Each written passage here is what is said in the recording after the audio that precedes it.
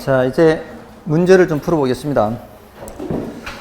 1번 문제는 여러분이 좀 봐주시고요. 2번을 보겠습니다. 이번에 화폐 시간가치에 관한 설명으로 옳은 것을 모두 고른 것은 했죠. 은행으로부터 주택 구입 자금을 대출한 가구가 매월 상환할 금액을 산정하는 경우에요. 지금 대출을 받으면은 언제 대출 받아요? 지금 대출 받죠. 그리고 상환할 금액은 나누어 상환하는 거죠. 그럼 현재 돈을 어떻게 해야 돼요? 나누어야죠. 현재 돈을 나누는 거는 뭐예요? 저당상수죠. 요걸 생각하는, 요 상황을 생각하는 거예요. 요 상황을 생각하면은 저당상수라는 겁니다. 그래서 1번은 기억은 틀렸고요. 그 다음에 니은의 연금의 현재 가치 계수와 저당상수는 역수관계이다. 아까 요거를 하긴 했죠. 근데 이거를 시험장에서 생각하려면은 한참 이게 막 리와인드가 돼야 되죠. 우리 머리는 랜덤 액세스 구조지만 우리가 공부할 때는 랜덤 액세스가 아니고 자기 테이프 방식이죠. 지나간 거를 되돌려 가지고 저기까지 가야 돼. 그러니까 좀 외워야 돼요. 현저 이렇게 외워야 돼요. 내감 이렇게 이해를 했다고 하더라도 그 이해를 오랫동안 이해 방식으로 기억하기가 쉽지 않아요. 그죠? 그러니까 어느 정도는 암기가 필요해요. 속도를 높이기 위해서는. 그래서 현저 역수관계 맞아요. 기억은 틀렸고 니은은 옳은 거고요. 그 다음에 연금의 미래가치, 아까 이게 제일 큰 거 아니었나요? 연금 형식으로 돼서 미래에 더하는 거니까 아까 10년이면 10보다 큰 거잖아요. 연금의 미래가치란 매 기간마다 일정 금액을 불입해 나갈 때 미래 일정 시점에서 원금과 이자의 총액을 말한다. 맞죠? 그래서 딕은 맞고요. 그 다음에 일시불의 현재 가치 계수는, 자, 여기 일시불의 현재 가치는 요거거든요. 요거는 할인율이 상승할수록, 이 소리가 뭐냐? 할인을 많이 할수록 값은 어떻게 돼요? 작아지겠죠? 할인을 많이 할수록 값이 작아진다. 이 뜻이에요. 글자를 보지 말고 글을 읽으라고, 글을. 할인을 많이 할수록 이 소리예요. 할인율이 상승할수록 이게 할인을 많이 할수록 이 소리란 말이에요. 그럼 숫자는 작아질 거 아니에요. 그 얘기예요. 그 희한하죠, 이게. 그래서 니은, 디귿, 리을은 맞는 말이에요. 기억은 틀렸고요. 그래서 정답은 4번이 되겠죠. 자, 3번도 볼까요? 3번에 1번은 이제 반복되는 건데, 주택 마련을 위해 은행으로부터 원리금 균등분할 상환 방식으로 주택 구입 자금을 대출한 가구가 매월 상환할 금액을 산정한다. 뭐예요? 저당상수고요. 이건 맞고. 자, 현재 5억 원인 주택이에요. 자, 현재 5억 원인 주택이 매년 5%씩 가격이 상승한다고 가정할 때 일시불의 미래가치 계수를 사용하여 10년 후 주택 가격을 산정할 수 있다. 자, 이런 게 나오면 이렇게 생각하세요. 이걸 쪼개는 건지 이거를 합산하는 건지를 보란 말이에요. 이게 합산하려면 매년 5억 나와야 되지 않나요? 매년 5억 해야 합산하는 거잖아요. 그리고 현재 돈을 쪼개는 거는 이렇게 나누는 뭔가를 계산해야 되잖아요. 근데 지금 합산하는 것도 아니고 나누는 것도 아니죠. 그러니까 현재 5억이 미래 얼마하고 같아요? 이거잖아요. 그러니까 이건 일시불의 내가계수, 미래가치 계수예요. 그래서 맞죠? 미래가치 계수를 사용하여 10년 후 주택가를 산정할 수 있고요. 그 다음에 3번에 정년퇴직자가 매월 연금 형태로 받는 퇴직금이 있어요. 그러니까 한 번이 아니에요, 그건. 매월 받는 금액이 있죠.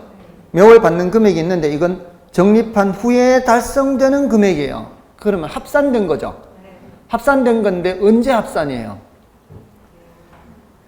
적립한 후에 달성되는 금액이니까 미래예요, 현재예요? 미래에 합산되는 거죠. 그럼 숫자가 많이 커지는 거죠. 그럼 뭐예요? 연금의 내가계수가 되는 거예요. 자, 그래서 맞는 말이고. 자, 이제 4번은 10년 후에 1억이에요. 10년 후에 1억을 생각해야 되겠죠. 10년 후에 1억인데 이게 나올 때는 이제 둘 중에 하나예요. 이 현재 금액을 물을 수도 있고요. 이걸 쪼갤 수도 있죠. 맞나요? 예, 쪼개는 거는 그 쪼개는 횟수보다 작아지는 거고요. 이거는 그냥 1보다 작은 거예요. 10년 후에 1억 원이 될 것으로 예상되는 토지의 현재 가치를 묻죠. 10년 후에 1억이 될 것으로 예상되는 현재 가치를 묻잖아요. 이거는 쪼개는 거 아니죠. 쪼개는 거 아닌 경우에는 뭐예요? 일시불의 현가계수가 필요해요. 근데 5번에 연금의 미래가치계수는 뭐의 역수예요? 내감이잖아, 내감. 이렇게.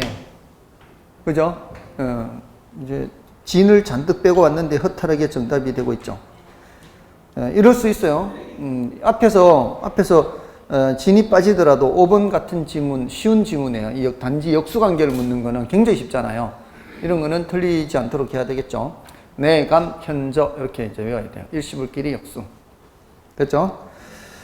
다음에 그 4번은 정답이 없어요.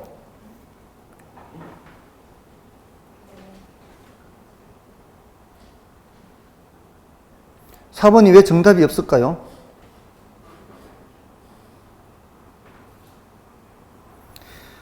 지금 정답이 5번으로 되어 있죠. 일시금의 현가계수를 이용하여 현재 1원을 현재 1원을 이자율 R로 N년 동안 예금한 경우 N년 후에 가치 이거잖아. 이거 계산하려면 1에다가 뭐를 곱해야 돼요? 일시불에 내가계수를 곱해야 되잖아요. 그죠? 근데 곱하기 어떤 수는 나누기 역수 아니에요?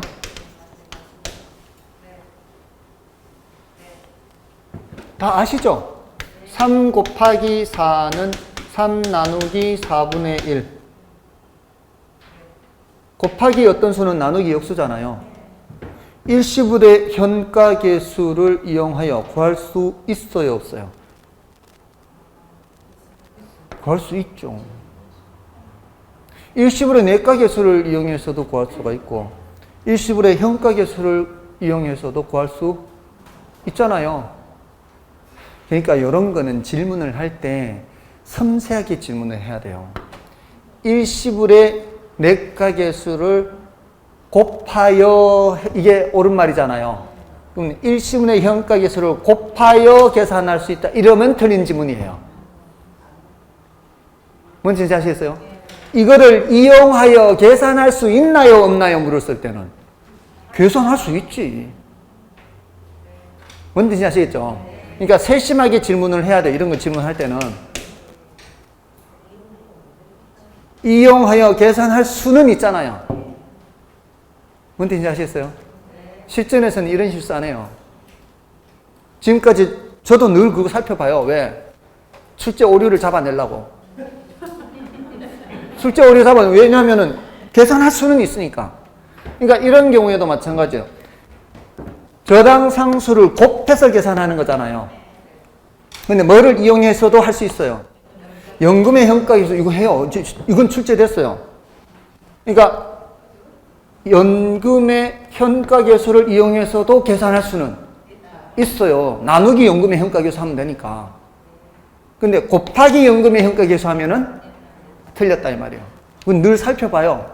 기출문제 출제될 때 이걸 출제를 잘못하는지 이제 출제하는 사람들이 섬세하게 출제를 제대로 했는지 안 했는지를 제가 늘 살펴보거든요. 그러니까 조심해야 돼. 출제할 때는 이걸 섬세하게 출제를 해야 돼요. 그래서 정답이 없는 거예요. 아시겠죠?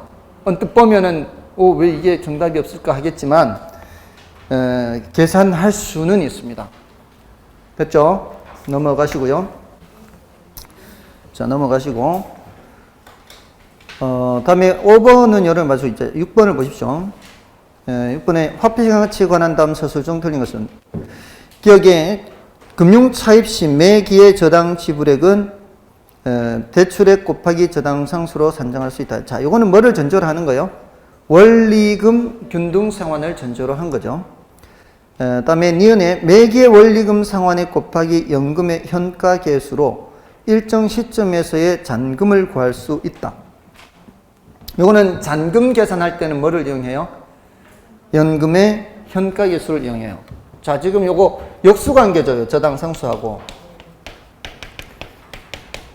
매 기간 상환하는 금액을 계산할 때는 저당 상수를 이용하지만 잔금을 계산할 때에는 앞으로 남은 기간이 있을 거 아니에요. 예를 들어 한 번을 갚았어요. 그럼 앞으로 9번이 남았어요. 그럼 요 시점에서 잔금을 계산하려면 이걸 다 합산해야 될 거 아니에요. 요거 다 합산하는 거는 뭐예요? 연금의 현가계수를 이용하는 거예요. 그래서 잔금을 계산할 때는 연금의 현가계수를 이용해서 할 수 있습니다. 니은 맞고요. 다음에 디귿의 1- 잔금 비율로 상환 비율을 산정할 수 있죠. 그래서 디귿 맞고요. 다음에 리얼의 현재 2억 원을 5% 이자율로 5년간 예금한 경우 5년 후 수령액은 2억 원 곱하기 1.05의 5제곱으로 구할 수 있다. 이것도 맞죠? 다음에 일정 시점에서의 잔금 비율은 연금의 현가계수 N, 이거는 N이 전체 기간을 말하는 거예요. 전체 기간의 연금의 현가계수분의 남은 기간이죠. 그러니까 N-T라고 돼 있잖아요. N-T라는 게 남은 기간을 말하는 거예요. 그러니까 지금 일정 시점이 T 시점이에요. T 시점. 그러니까 대출 받은 후 T 시점. 총 10년인데 대출 받은 후 T 시점이에요. 그럼 0에서부터 그럼 T 시점까지 왔다는 얘기잖아요.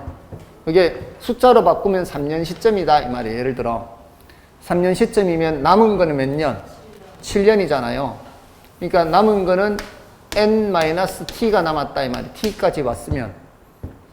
그러니까 연금의 현가계수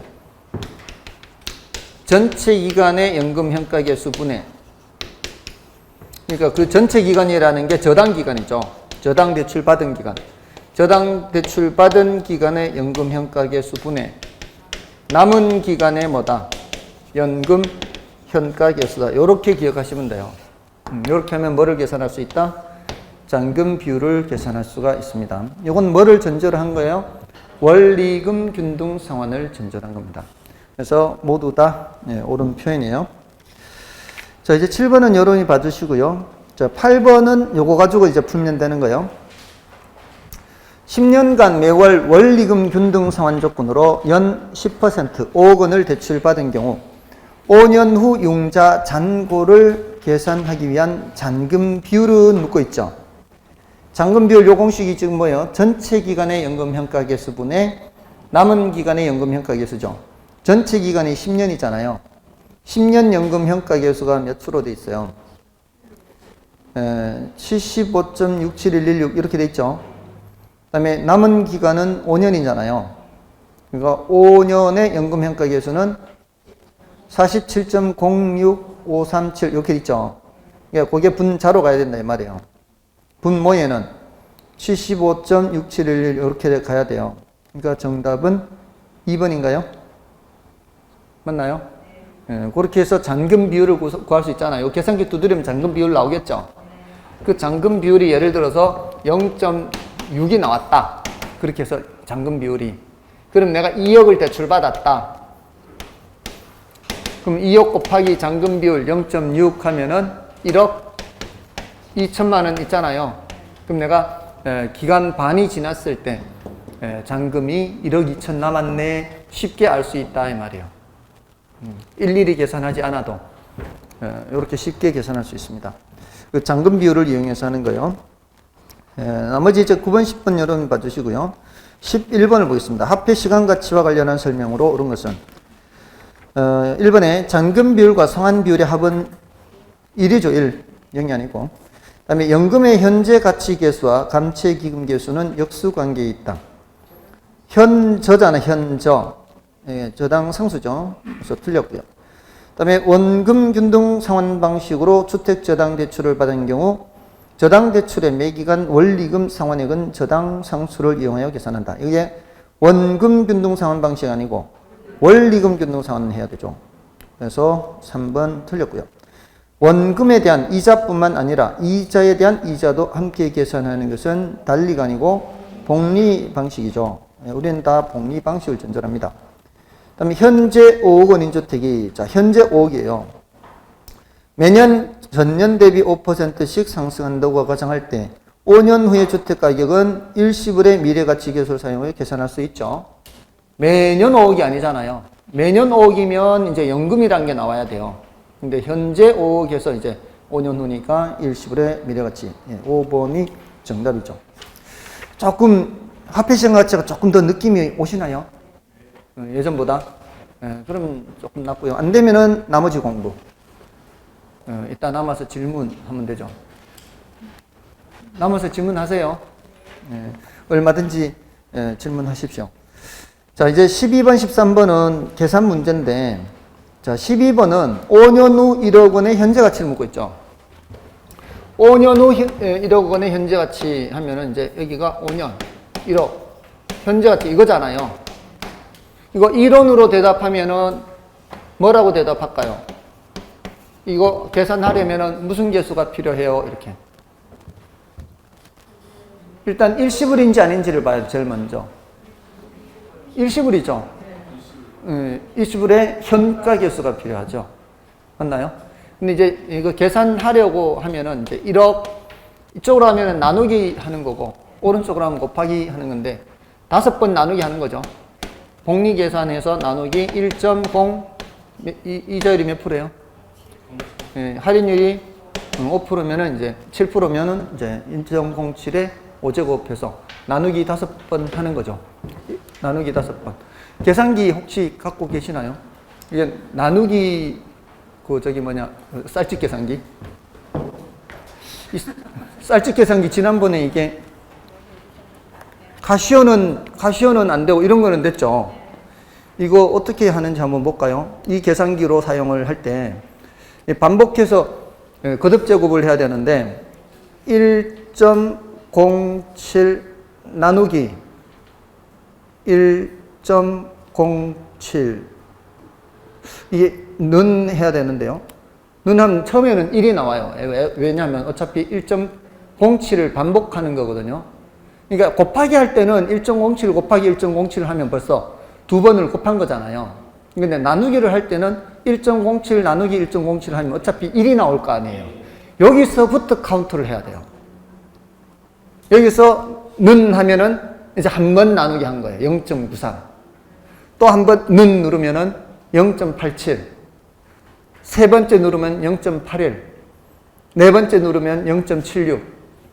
다섯 번째 누르면 0.71. 이제 5번 된 거예요. 0.71이에요. 그러니까 7,100만 원 되는 거죠. 이렇게 계산기를 이용을 할 수가 있어요. 이렇게. 근데 곱하기 할 때와는 다르잖아요. 지금. 곱하기 할 때는 1.07 곱하기 1.07은 한 벌써 두 번 곱했잖아요. 그죠? 세 번째는 한 번 더 누르면 3제곱이 되고 한 번 더는 4제곱, 한 번 더 하면 5제곱 이렇게 되는 거죠. 그러니까 연습해 보시라고. 혹시 공학용 계산기가 아닌 경우에는 연습 이렇게 해보시면 되고 공학용 계산기는 그냥 지수 계산이 되니까 바로 하면 되죠. 됐나요? 자, 이렇게. 자, 그 다음에 13번은 투자자 갑은 부동산 구입 자금을 마련하기 위하여 3년 동안 매년 연말 3천만 원씩을 불입하는, 자, 이렇게 했어요. 3년 동안 매년 연말 했어요. 그럼 칸을 몇 칸을 그려야 돼요? 3칸을 그려야 돼요, 칸을. 3년 동안 매년 연말 했으니까 1칸, 2칸, 3칸 해야 돼요. 매년 연말이죠. 매년 연말이니까, 요때 말이에요, 첫째 말. 3천만 원, 3천만 원, 이렇게 들어가야 돼요. 벌써 이론으로 질문한다면 이게 뭐가 나와야 돼요? 똑같은 금액이 반복될 때는 연금이 나와야 돼요. 똑같은 금액이 반복되면은 이걸 합산하는 거예요. 그러지 않나요? 근데 합산하는 시점이 요때 합산이면은 연금의 현가계수가 필요하고 요때 금액을 합산하면은 연금의 내가계수를 계산하는 거잖아요. 그러니까 그냥 더하면은 9예요. 9인데 3 더하기 3 더하기 3 9천만 원인데 이쪽으로 오면은 9천만 원보다는 많을 거고 이쪽으로 오면은 9천만 원보다는 작을 거고 이 소리잖아요. 맞나요? 근데 지금 이 문제는 뭘 묻고 있어요? 이때 금액을 묻고 있죠. 맞나요? 그러니까 연금의 내과 개수예요. 몇 년짜리?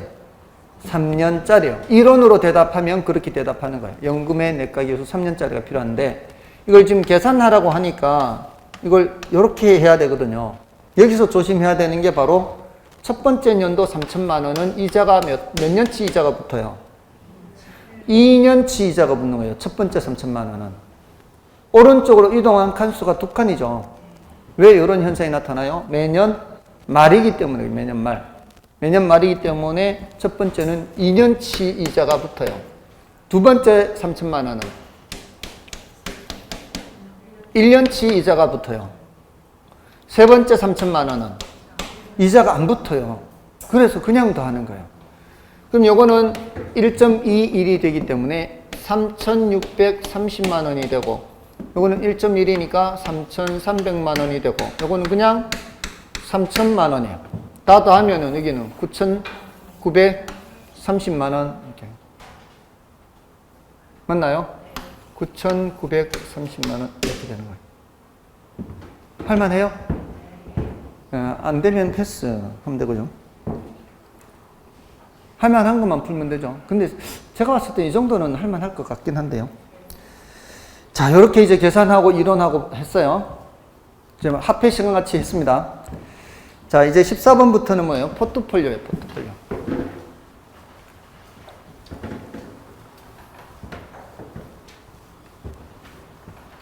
이상하게 처음은 기력이 좀 있는 것 같더니 시간이 지날수록 몇 시간 점점 별로 침울해지고 있어요. 표정들이. 자, 14번부터 이제 포트폴리오인데 포트폴리오는 자, 이제 몇 번까지 가면 지금 끝까지가 포트폴리오죠. 28번까지가. 포트폴리오는 이제 개념은 뭐예요? 개념. 분산 투자죠.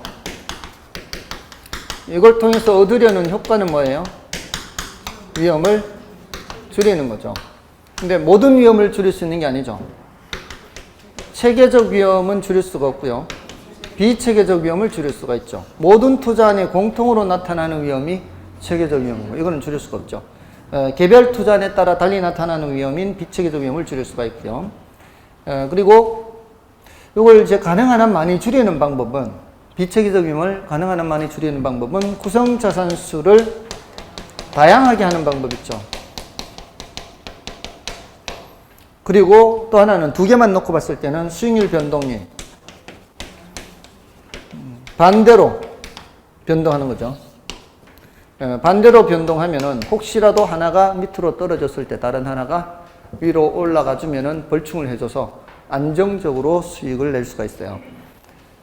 그리고 요 수익률이 같은 방향인지 반대 방향인지 나타내는 게 상관계수고, 상관계수는 마이너스 1에서부터 1까지 값을 갖고 상관계수가 1일 때는 효과가 없다. 상관계수가 1보다 작고 마이너스 1보다 크거나 같을 때는 효과가 있죠. 그 중에서도 이렇게 마이너스 1에 가까울수록 효과가 높아서 마이너스 1일 때는 효과가 가장 높아서 비체계적 위험을 뭐까지 줄일 수 있다? 0까지 줄일 수 있다. 그리고 최적 포트폴리오에 대해서 정리하면 된다. 최적 포트폴리오는 효율적 전선과 무차별 곡선이 어떻게 되는 점? 접점이에요, 접점. 만나는 점 하면 정확하지 않습니다. 아까 저기 세심하게 질문하지 않으면 모두 정답된다 그랬잖아요. 일시불의 내과계수를 이용해서 계산할 수 있는 경우에는 일시불의 현가계수를 이용해서도 계산할 수는 있어요. 역수관계이기 때문에 접점이라고 해야 되지 만나는 점 하면 틀려요. 이게 접하는 점이죠. 이렇게 하면은 만나는 점이잖아요. 여기는 최적 포트폴리오가 아니에요. 여기가 최적 포트폴리오지. 그러니까 교차하면서 만나도 만나는 거고 접하면서 만나도 만나는 거예요. 그죠? 그래서 만나는 점 하면은 정확한 표현이 아니다. 접점이다, 접점. 근데 이게 사람마다 다르다 그랬죠. 접하는 지점이 사람마다 달라요. 자, 여기에 위험에 대해서 더 적극적인 사람은, 공격적인 사람은 위험이 크더라도 수익이 더 높은 걸 선택하고요. 위험에 대해서 보수적인 사람은 수익이 작더라도 위험이 작은 걸 선택해요. 사람마다 선택하는 점이 다르죠. 이거는 사람에 따라 위험에 대한 태도가 다르기 때문이죠. 그래서 이거를 이제 정리를 해야 되는데, 효율적 전선을 보면은, 효율적 전선은, 이게 효율적 전선이죠. 효율적 전선은 동일한 위험하에서 수익률이 가장 높은 포트폴리오죠. 동일한 위험에서 수익이 가장 높은 포트폴리오를 연결하는 선이 뭐다? 효율적 전선이다. 그리고 이런 효율적 전선은 이렇게도 표현할 수 있죠. 동일한 수익률 하에서는 위험이 가장 작다. 동일한 수익률 하에서 위험이 가장 작다. 제일 좋은 놈이죠. 동일한 수익률 하에서는 위험이 제일 작다. 이걸 연결한 선이죠. 또는 이런 포트폴리오를 뭐라고 한다 그랬어요? 효율적 포트폴리오다. 효율적 포트폴리오를 연결한 선이다. 이 표현할 수 있는 방법이 다양하죠. 다음에 효율적 전선이 우상향하는 것의 의미를 파악해야 돼요. 오른쪽 위로 올라가는 것의 뜻이 뭐냐? 이거는 주어진 위험하에서는 효율적 전선상에 있는 수익보다 높은 수익을 얻을 수 있다 없다. 주어진 위험하에서는 더 높은 수익을 얻을 수 없다. 더 높은 수익을 얻기 위해서는 뭐를 더 부담해야 된다? 위험을 더 부담해야 더 높은 수익을 얻을 수 있다. 이게 바로 우상향의 의미죠. 그 다음은 이제 무차별 곡선에 대해서 정리. 무차별 곡선은 사람마다 달라서 더 가파른 사람이 있고 더 완만한 사람이 있다고 그랬어요. 똑같은 위험 증가에 대해서 더 높은 수익을 얹어줘야 나는 이 점과 이 점의 만족이 같아요 라고 대답하는 사람이 있고, 똑같은 위험 증가인데 B라는 사람은 조금만 수익을 얹어줘도 나는 이 점 만족이 같아요 라고 대답을 한다는 거예요.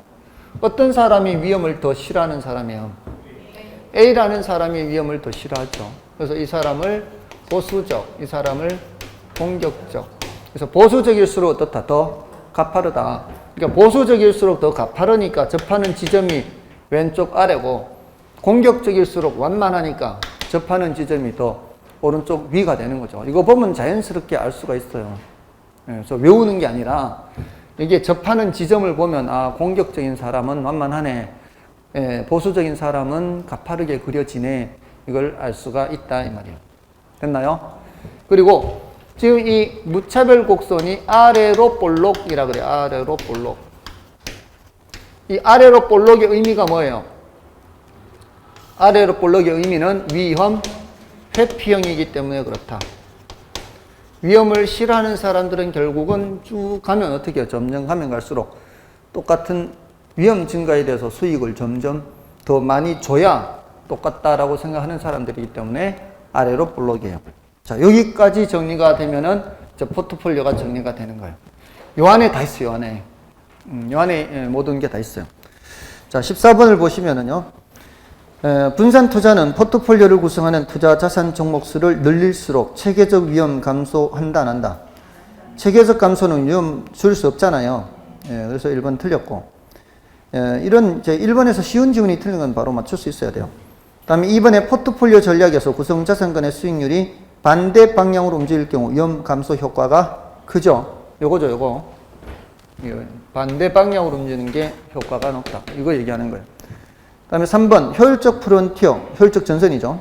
효율적 프론티어란 평균 분산 지배원리에 의해 모든 위험 수준에서 최대의 기대 수익률을 얻을 수 있는 포트폴리오의 집합을 말한다. 맞죠?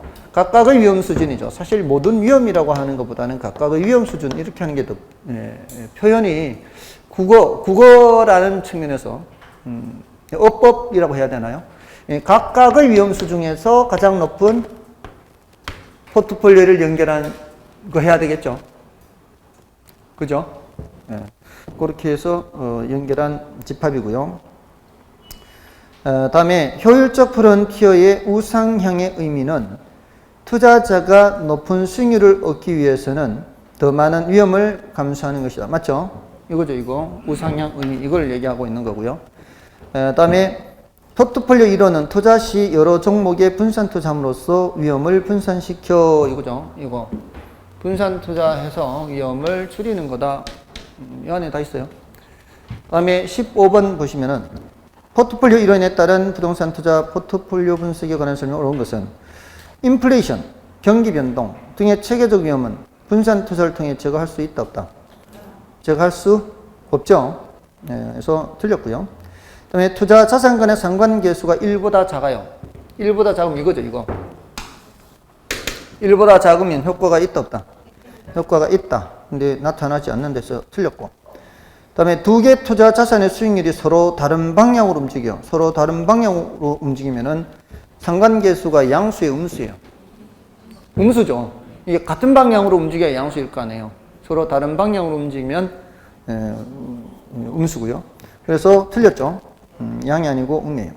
그다음에 효율적 프론티어와 투자자의 무차별 구성이 접하는 지점에서 최적 포트폴리오다. 이거는 이거죠. 쉽죠. 그러니까 이 쉬운 지문이 정답이 됐어요. 저점에서 최적 포트폴리오다. 그다음에 포트폴리오에 편입되는 투자 자산 수를 늘림으로써 체계적 위험을 줄여요. 비체계적 위험을 줄여요. 비체계적 위험을 줄이죠. 구성 자산 수를 다양하게 해서 비체계적 위험을 줄여서 위험을 줄이는 거죠. 됐고요. 그다음에 16번도 볼까요? 포트폴리오에 관한 다음 설명 중 틀린 것은 서로 다른 두 자산 간의 수익률이 움직임이 완전한 음의 상관관계에 있는 경우. 이게 뭔 소리예요? 완전한 음의 상관관계에 있는 경우 요 표현을 여기 있는 걸로 찾아야 돼요. 요거 완전한 음의 상관관계라는 얘기는 완벽하게 딱딱 이렇게 맞아떨어지는 거예요. 올라간 만큼 이렇게 벌충을 해주는 거예요. 됐나요? 그러면은 반대로 음이란 말 없이 완전히 상호 연관되어 있다면 이렇게 하면 뭐라고 해야 돼요? 음이란 말 없이 그냥 완전히 상호 연관되어 있다면 1이 1. 음의 완전한 음의 상관관계를 했잖아요. 그 음은 표시를 해주는데 그냥 완전한 상관관계를 갖고 있다 그러면은 양이에요. 양이란 말은 따로 안 써도. 아셨어요? 그 표현.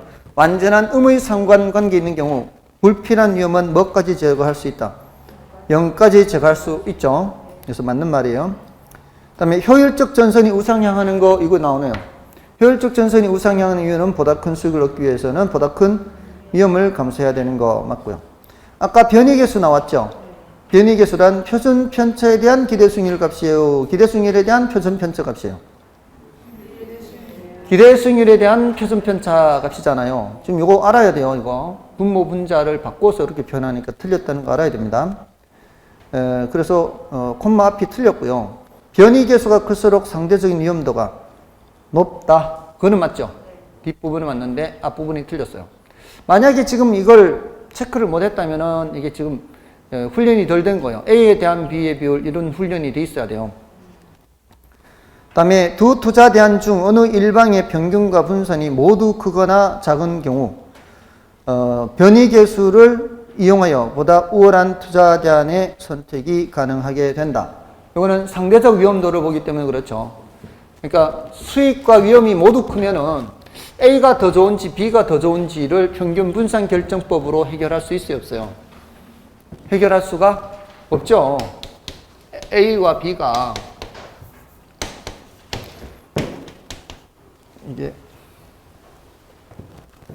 평균 표준 편차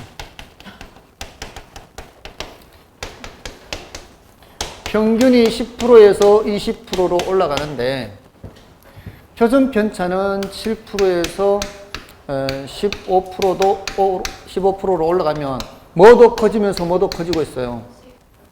수익도 커지면서 위험도 커지고 있죠. 자, 더 쉽게 이렇게 할까요? 수익도 커지면서 위험도 커지면은 평균 분산 결정법으로는 A가 좋다, B가 좋다를 말할 수가 없다 이 말이에요. 수익이 크면서 위험도 크네 이렇게. 근데 이럴 때는 뭐를 이용해서 할 수 있다고요? 변이계수를 이용해서. 변이계수를 이용하면 이렇게 하면 뭐예요? 10분의 7 이렇게 된다. 0.7. 그러니까 수익률 1%당 위험은 0.7%예요. 그러니까 수익률이 10% 되니까 위험도 7% 이렇게 되는 거예요. 그러면 수익률 1%당 위험해. 여기서는 20분의 12는 10분의 6이잖아요. 0.6이잖아요. 그러면 상대적으로 누가 더 안전한 거예요? 이게 더 안전한 거지. 위험을 나타낸 거예요. 이거 위험이에요, 위험. 상대적 위험이에요, 상대적. 왜 상대적 위험이라 그래요? 절대적 위험은 누가 더 커요? 절대적 위험은 7%가 더 커요, 12%가 더 커요? 12%가 더 크죠. 근데 상대적 위험은 A가 더 크다 이 말이에요. 됐나요? 요거 아주 이제 변이 계수를 가지고서 이 선택을 할 수가 있는 거죠.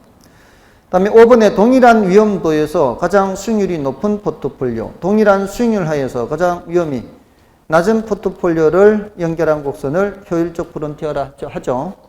똑같은 수익에서는 위험이 작은 거, 똑같은 위험에서는 수익률이 높은 거. 맞죠?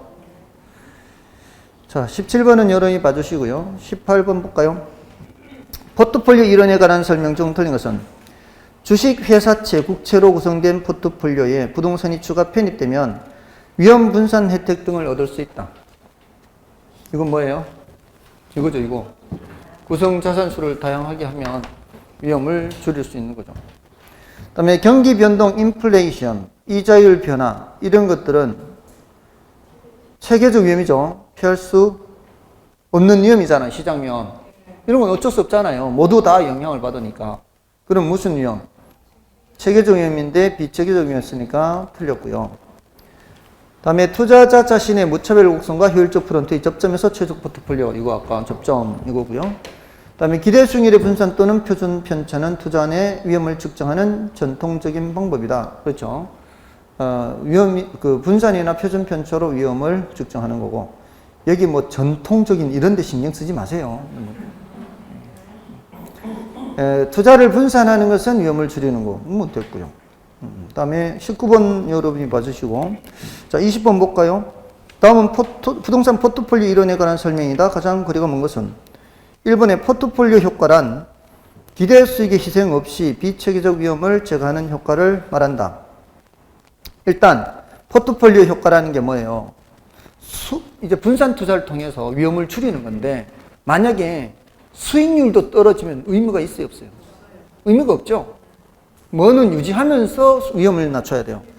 수익을 유지하면서 위험을 낮춰야 그게 분산 효과에 의미가 있는 거죠. 그 얘기 하는 거예요. 그래서 1번 맞고요. 그 다음에 평균 분산 지배 원리를 만족하는 포트폴리오 연결선을 효율적 전선. 맞죠?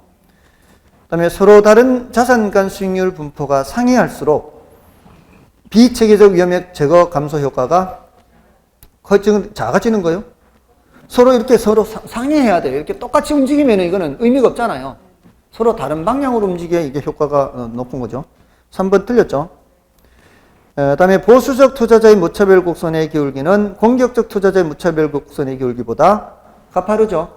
그러니까 이제 접하는 위치를 생각해 보면 돼요. 다음에 특정 투자대의 평균과 분산이 모두 크거나 작은 경우. 자, 이거는 포트폴리오 구성함으로써 평균 분산법의 오류를 수정할 수 있죠. 그러니까 아까 이런 경우에 평균 분산 결정법으로는 A가 더 좋다, B가 더 좋다 얘기할 수 없잖아요. 근데 포트폴리오에서는 어떻게 해요? 적당하게 섞어 투자해라 이렇게 얘기하는 거예요.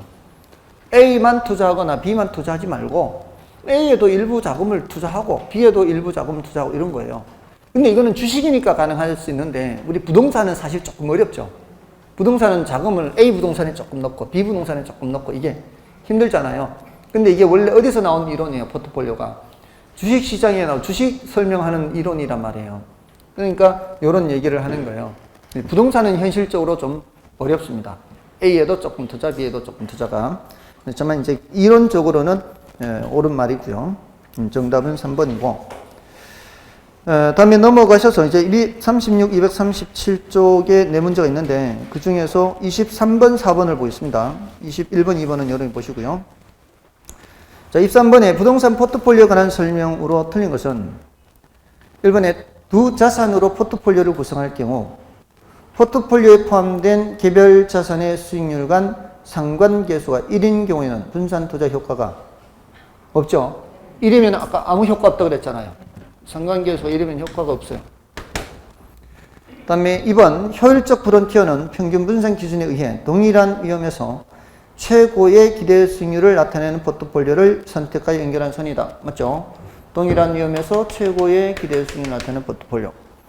다음에 위험 회피형 투자자 중에서 공격적 투자자는 이 사람이에요. 공격적 투자자는 보수적인 투자자에 비해 위험이 높더라도 기대 수익률이 높은 걸 선택하는 거죠.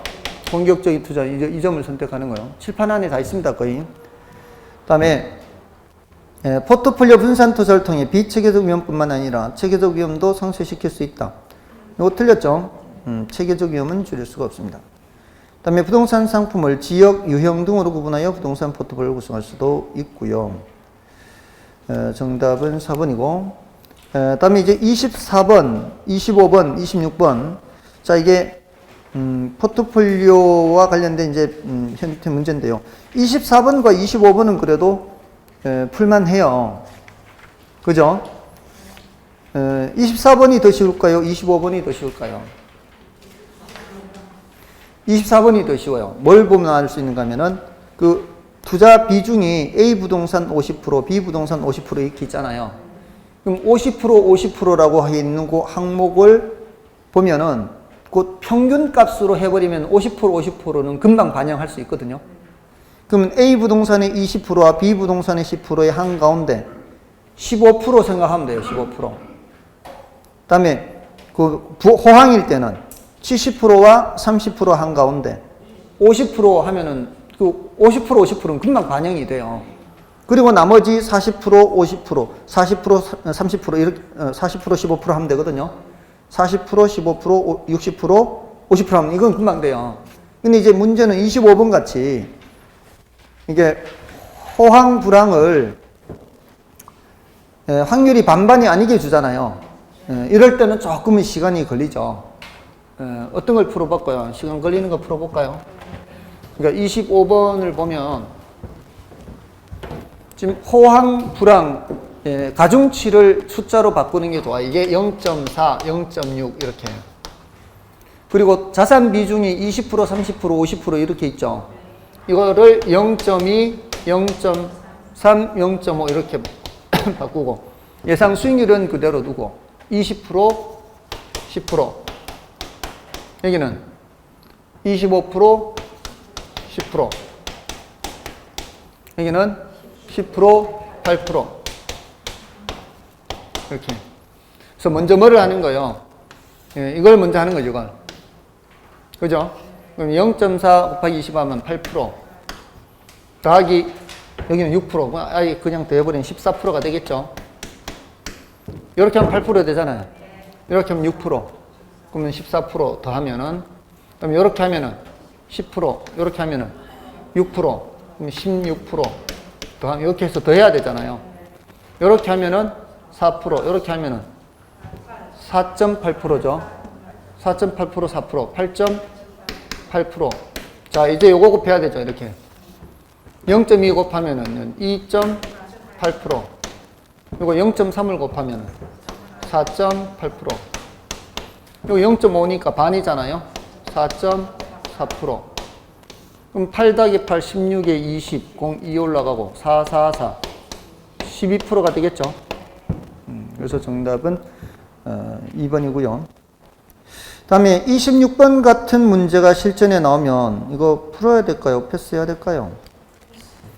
패스예요, 패스. 왜냐면 28번과 마찬가지예요. 26번, 28번 이런 게 나오면은 패스해야 돼요. 아시겠습니까? 시간이 많아요, 시간이. 시간이 걸리기 때문에 1분 내에 절대 못 풀어요. 그러니까 이런 거는 작전상 후퇴해야 돼요. 근데 수업 시간에도 패스하면 안 되잖아요. 그러니까 26번을 이제 풀어는 볼게 이게 이제 내용을 공부하기 위해서 하는 거고 이런 문제 나왔을 때 풀란 뜻이 아니에요. 그러니까 내용을 공부한다 이렇게 보시면 돼요. 26번은 어려워요. 26번은 어렵고 28번은 그래도 난이도가 그렇게 어렵지는 않아요. 그러니까 그거는 28번은 여러분이 보시고 26번을 제가 풀어드릴게요. 자, 26번에 보시면 ABC 세 개의 부동산에 대한 투자 성과 측정을 통해 다음과 같은 결과를 얻었다. 결과에 대한 설명 중 가장 옳지 않은 것은 자, 일단 그 1번 지문을 보니까 뭐라고 돼 있어요? A 부동산은 다른 부동산에 비해 저위험 저수익 투자 상품이다. A를 볼게요. A를 보니까 수익률의 기대치가 다른 것보다 낮죠?